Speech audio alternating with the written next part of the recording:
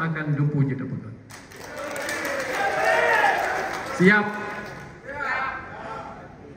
Buah berapa pun bulan sekurang mesti tanya cok masa kerol. Baru je dapat dumpu perkara kerol.